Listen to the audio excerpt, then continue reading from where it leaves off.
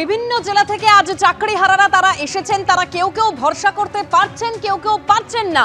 মুখ্যমন্ত্রী তিনি আজ আরো বলেন যে সুপ্রিম কোর্ট যোগ্য অযোগ্যদের তালিকা রাজ্যের হাতে তুলে দিক, নিশ্চিন্তে থাকুন, ভরসা রাখুন, যোগ্যদের চাকরি ঠিক করে নি, তারপর কাদের অযোগ্য বলা হয়েছে, কিসের ভিত্তিতে বলা হয়েছে তা জানতে চাইবো, তারপর তাদের নিয়ে আলাদা বৈঠক হবে। শুনুন কি বলেছেন তিনি। Damro's clearance sale is here with up to 50% off on selected products. Don't miss out. Visit your nearest Damro showroom now. Damro, internationally trusted furniture. আগে যোগ্যদেরটা হয়ে যাক, বাদ বাকি যারা থাকবেন, যাদের অযোগ্য বলা হচ্ছে তাদের বিরুদ্ধে কি কি এভিডেন্স আছে আমি দেখব। সত্যি যদি এভিডেন্স প্রমাণিত হয় তারা অযোগ্য, তখন আমার কিছু হয়তো করার থাকবে না ওই ডিপার্টমেন্টে, কিন্তু সেটা নিয়ে আমরা আলোচনা করব পরে। আগে ফার্স্ট ফেজ যোগ্যদেরটা রক্ষা করা, সেকেন্ড ফেজ কাকে অযোগ্য বলেছে, কেন বলেছে, কি কারণে বলেছে, কোন এজেন্সি তদন্ত করেছে, কি কি কাগজপত্র আছে, টোটালটা দেখব। তারপরে তাদের নিয়ে আমি আলাদা করে মিটিং করে আমাদের কথা বলবো। আমার মনে হয় আপনারা নিশ্চিন্তে থাকুন, চিন্তা করবেন না এবং যোগ্য অযোগ্যের মধ্যে গন্ডগোল লাগাবেন না। ভাই ঠিক আছে, ঠিক আছে, যে কেউ অ্যাপ্লিকেশন দিতে পারেন। আমি এটাই বলবো, নিশ্চিন্তভাবে আপনারা বাচ্চাদের শিক্ষা দিন এবং যোগ্যরা যারা আছেন শিক্ষা দিন, শিক্ষিত করুন। বাদবাকি যারা আছেন আমি বলেছি তো পরে কথা বলবো, তাদের সাথেও যখন সুযোগ হবে আমি নিশ্চয়ই তাদের কথা শুনবো এবং ফার্স্ট আমাকে তদন্তটা করতে দিন। কারো চাকরি যাওয়াটা আমাদের ধর্ম নয়, চাকরি ফিরিয়ে দেওয়াটা, চাকরি করে দেওয়াটা আমাদের ধর্ম। অর্থাৎ নেতাজি ইন্ডোরের আজকের এই বৈঠক থেকে মুখ্যমন্ত্রী মমতা বন্দ্যোপাধ্যায় যোগ্যদের পাশাপাশি অযোগ্যদের উদ্দেশ্যেও বার্তা দিয়েছেন। তিনি বলছেন নিশ্চিন্তে থাকুন, ভরসা রাখুন, যোগ্যদের চাকরি ঠিক করে নি, তারপর কাদের অযোগ্য বলা হয়েছে সেই বিষয়ে নজর দেব এবং তাদের নিয়ে আলাদা বৈঠক করব।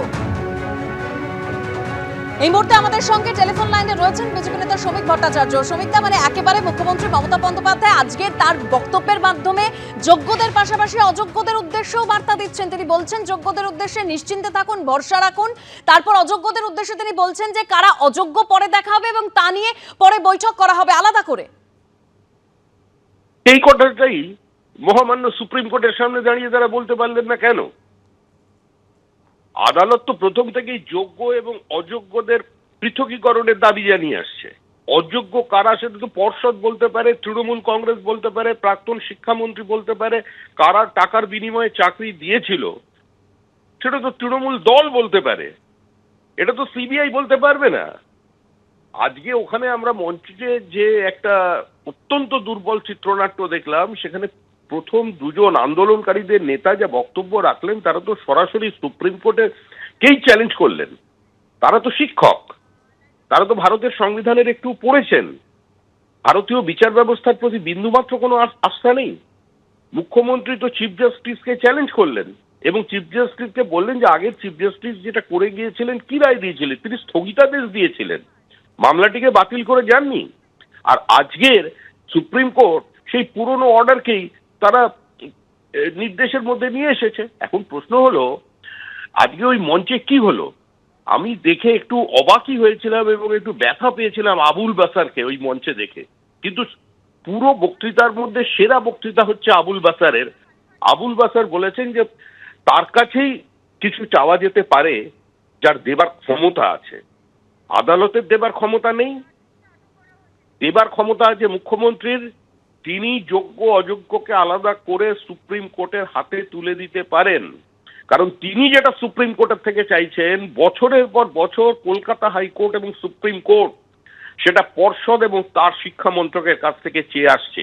সুতরাং আজকে ওই মঞ্চটা কিছুই নয়, বিরোধীদের আক্রমণ করা, ভারতীয় বিচার ব্যবস্থাকে আক্রমণ করা। এবং আজকে এই মঞ্চের ওপর থেকে যারা বক্তব্য রাখলেন তাদেরও কিন্তু মানুষ চেনেন। আমি একজন উপাচার্যের বক্তব্য শুনে স্তম্ভিত হয়ে গেলাম। একজন বিশ্ববিদ্যালয়ের উপাচার্য, তিনি অনেক কবির নাম বললেন, জীবনানন্দ, আমাদের কেউ মঞ্চে টেনে নিয়ে চলে এলেন, তিনি তার সঙ্গে সুকান্তকেও বাদ রাখলেন না। তো শুনলাম, সমস্ত কিছু শোনা গেল, তো এগুলো তো এক ধরনের চাটুকারিতা, মানুষ তো এদের চেনে।